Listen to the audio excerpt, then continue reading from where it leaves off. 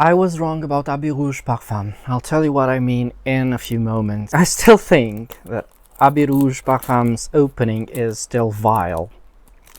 What happened was, soon after I filmed that video, my first impressions... Oh my goodness.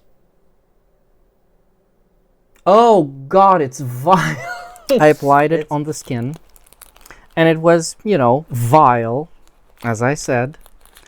But after a few hours, I experienced the dry down. And let me tell you, I became obsessed with that smell. It is something so gorgeous. That's quite difficult to describe, but I will do my best. And it will be very difficult because I will not be experiencing this dry down today because it takes quite a lot until that dry down makes its appearance. So I'll still apply it on a scent strip, and I'll try to apply it on the skin as well, which hopefully it'll get different results, but it won't. But let me tell you, awful opening, but I am in love with this fragrance right now. But how can that be? The opening still stands, right? It is disgusting to me, right? Let's make this clear. It is very modern. It is very mass appealing. It's very gourmand. It smells like a rum pastry, which to my nose, it smells, the opening is just like Lira from Casa Moratti, which is something I truly and utterly despise. I could never see myself wearing that. Oh my goodness, this dies down, hopefully. It lasts for a very long time, at least 2 hours, at least. But gradually, what comes underneath is spectacular. Now, if you look on the notes, because I tried looking on the notes, maybe the answer is there. It's not there. The notes, at least on Fragrantica, but I think on the official website as well, the notes are in this current way of minimalistic renderings of notes. You know, today it is frowned upon to have more than maybe 4 notes for your fragrance. I don't know. It's like they don't trust us to be able to focus on more than 4 notes, which is absurd. Of course we're able to focus on more than 4 notes, and there are a lot more things in this fragrance than what they're letting you know on Fragrantica now. These notes, these 4 notes, which are vanilla, rum, bergamot, and patchouli, they are very, or at least moderately appropriate for the opening, right? Because at least the rum, at least the vanilla rum, are quite appropriate. Oh my god, this is headache inducing. There's so much ethyl maltol in this. It's I won't be able to smell anything, right? I'll just have to use my memory, and you're just going to have to trust me. There's vanilla, there's, you know, rum pastry. It's a bit citrusy. Do they even cite? Yes, they cite bergamot.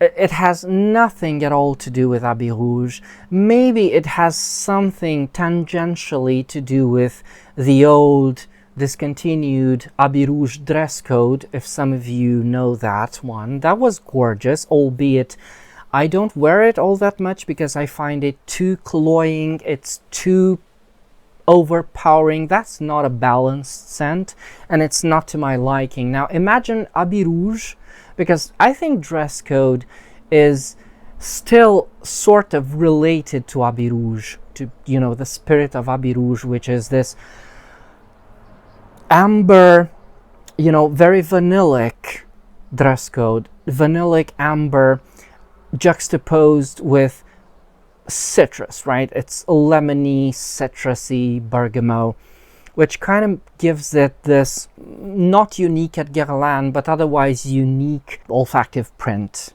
I don't know how to call it other than that. So this Abbey Rouge in its entirety, I think it's the most divorced or removed from the Abbey Rouge DNA that we have. Well, with the exception of Abbey Rouge L'Enceinte, but that's not even worth mentioning. However, let's talk about the dry down. So what happens is that in the dry down, everything tones down. The rum pastry turns, off. It's no longer present. And what appears in its stead is this very dry, very sophisticated amber that's bitter and oudy almost, and leathery, and so, my goodness, it's so, I just got obsessed over that.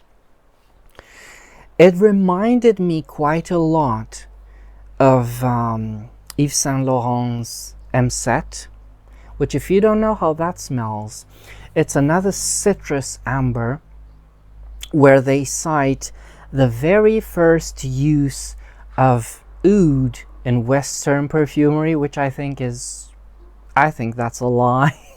That cannot be true. But even so, that doesn't matter. That one is gorgeous, and that one is quite unique. There are few scents that render that profile as well as M7 does.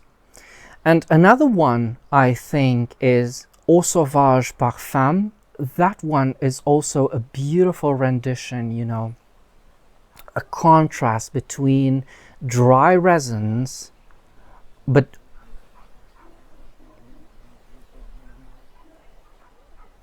I guess you'll like the taste of rum pastry as well. So dry, oily resins, very austere, with a bit of citrus for contrast, which makes it very fresh and very, very appropriate. That's quite a unique thing. And I think I shouldn't smell this anymore. I think that Abbey Rouge dress code is quite close to that idea. However, I find that this Parfum version of Abbey Rouge builds on the idea of dress code and finishes it sublimely, right? Because it keeps it dry, it keeps it austere, very elegant, very, very balanced. But I have to repeat, only in the dry down, so from the 2-hour mark onwards. And no worries, this is a fragrance that lasts for disgusting amount of time. This is very powerful, it projects very well, it's obnoxious for the first 2 hours at least, but what remains is sheer just beauty, and I just had to have it, and I got it, and I'm very proud of myself. Well, to my defense, even on my first impression video, I think I said I might get it just because it's an Abbey Rouge and just for the collection, But I'm very glad to have been proven wrong, and this is why I think it's very, very important to test fragrances thoroughly, test them on the skin, don't test them only on scent strips. This means next to nothing. And as vile as this scent is to my nose, that doesn't mean to say that this is a bad opening, right? I know for a fact that there are lots of people who love this, and more power to you. It's a beautiful opening, beautiful in terms that it smells nice, it's gourmand. I just don't happen to be a fan of that way of doing gourmand fragrances. This is also quite chocolatey, so the praline note from Abbey Rouge dress code is definitely there. The vanilla is very present. I like the way this, you know, it's still Guerlain vanilla, so I like the way this vanilla is used. It is sweet, but it's not vanilla's fault, as I said in my L'Heure Bleu's video. It's never vanilla's fault. It's the way vanilla is used, and it's what you mix vanilla with. In this case, I think it's the, you know, Prada candy influence that is a bit too much. But then again, you get, everything begins to work itself out when you start feeling the patchouli, which is still very, very beautiful in this fragrance. It is creamy, it is chocolatey, not in that obnoxious gourmand kind of way, but just, you know, faintly woody, lustrous, gorgeous. It is starting to get into that drier and drier, and hopefully, you know, the awfulness of the gourmand elements will dry down soon. But I don't have time to wait. I have to leave you because I've been filming for a long time today. But in any case, you'll just have to trust me. Go into a perfume store, test this on the skin, and see where it takes you. The dry down of this fragrance is spectacular. It's worth the, you know, the price point. It's quite expensive, this one. I think, yeah, it's 120 euros, I think, if I'm not mistaken. But I think it's a gorgeous one. I will not go as far as to say it's better than the way Vetiver Parfum has been done. I think that one is still my favorite, but I just had to have this one for its dry down. So I'll just leave you at that. If I discover anything else about this fragrance, I will definitely let you know. But until next time, remember, fragrance creates memories, and may yours be happy.